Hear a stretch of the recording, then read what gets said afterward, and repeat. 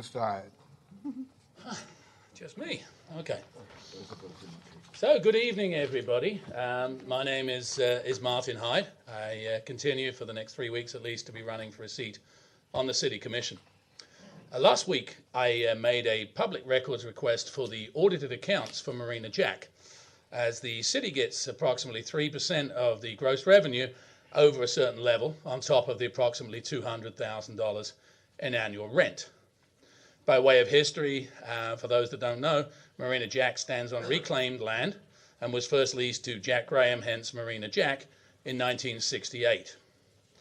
Many things have changed in the last 49 years, obviously including a myriad of different commissioners, but one thing that's been a constant is the shocking deal that the city has with Marina Jack. As you can see, this way. There you go. Everybody can see. Put down a little bit. Yeah. Okay.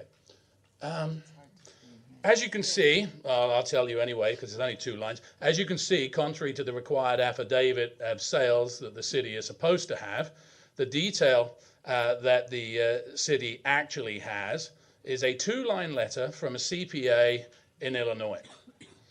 By way of comparison, this is this week's agenda.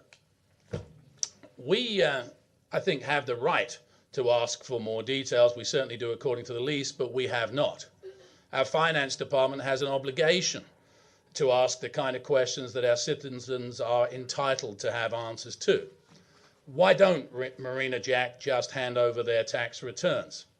I'd assume it's for the same reason that anybody wants to obfuscate, which is that they don't want people to know how much money they're making at our expense. My estimate, based on over 30 years of business, is that until they sold the boat slip lease to a firm in Texas last year, they were making over $6 million clear a year versus the taxpayers getting $600,000 to $700,000. As to the boat slip lease, seeing as the city covers the seawall, it's almost 100% profit on over 300 slips at $12,000 to $15,000 a year each. And why a firm from Texas came in offering to buy the balance of the lease for what I'm told was over $40 million.